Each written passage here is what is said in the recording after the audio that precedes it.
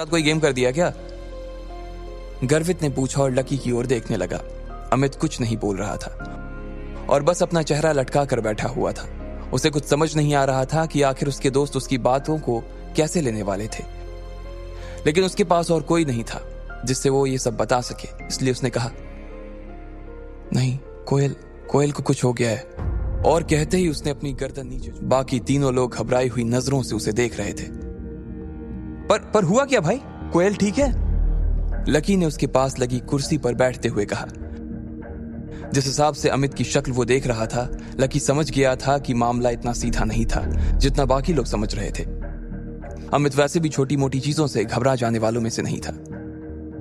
तुम्हें मालूम है, कल जब कोयल बिना लंच किए ही उठकर चली गई थी तो वो उस लड़के से टकरा गई थी, याद है? फिर उन दोनों के बीच कहासुनी हो गई और फिर हम लोग बीच में ही कूद गए थे।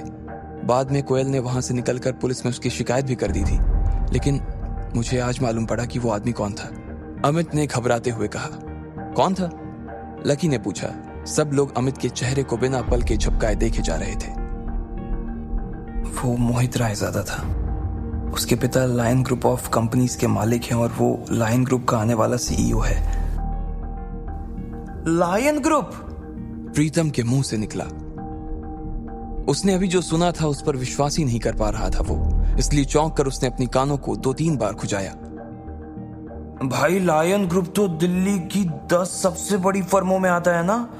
अरे यार, कोयल ने कितनी बड़ी मुसीबत ले ली है। जब लकी ने उसे शांत करवा ही दिया था तो फिर उसे पुलिस स्टेशन जाने की क्या जरूरत थी यार? गर्वित ने कहा। अचानक ही कमरे में बैठे सभी लोगों की नींद खुल गई थी और उनके दिमाग की बत्तियां जलनी शुरू हो गई।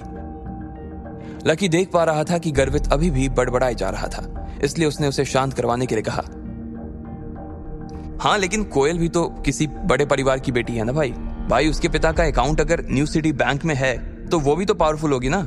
लकी ने कहा। भाई, उसके पापा की कोयल ग्रुप ऑफ कंपनीज नाम से फर्म तो है, वो भी बहुत बड़ी है, लेकिन लायन ग्रुप के आगे वो कुछ भी नहीं है यार। और मैंने तो ये भी सुना है कि लायन ग्रुप और कोयल ग्रुप के बीच कुछ प्रोजेक्ट्स पर पार्टनरशिप चल रही थी। लायन ग्रुप ने कोयल ग्रुप को कुछ काम दिलवाया हुआ था, लेकिन अब इस झगड़े के बाद वहां से कोयल के पिता के पास एक लेटर आया है और अब वो कह रहे हैं कि उनकी सारी पार्टनरशिप वो खत्म कर रहे हैं और ये भी कहा है कि आगे से वो कोई काम नहीं करेंगे। ये सुनते ही ना भाई, कोयल के पापा सख्ते में आ गए। बस यही समझ कि उन्हें हार्ट अटैक नहीं आया है, वरना हमारे बीच नहीं होते वो आज। अमित ने कहा। लकी उसकी बात को सुनकर सोच में पड़ गया।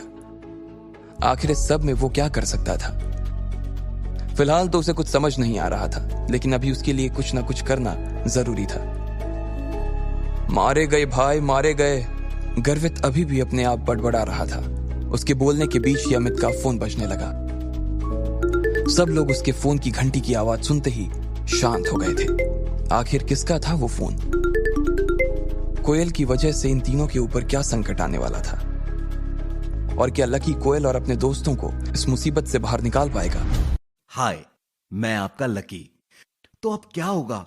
क्या मेरी किस्मत बदलेगी या मुझे करना पड़ेगा और कोई सामना? वैसे इस एपिसोड की शुरुआत में क्या हुआ और आगे क्या होगा? इसके लिए वीडियो के डिस्क्रिप्शन और पिन कमेंट में दी गई लिंक को क्लिक करें और सुनिए इंस्टा मिलियन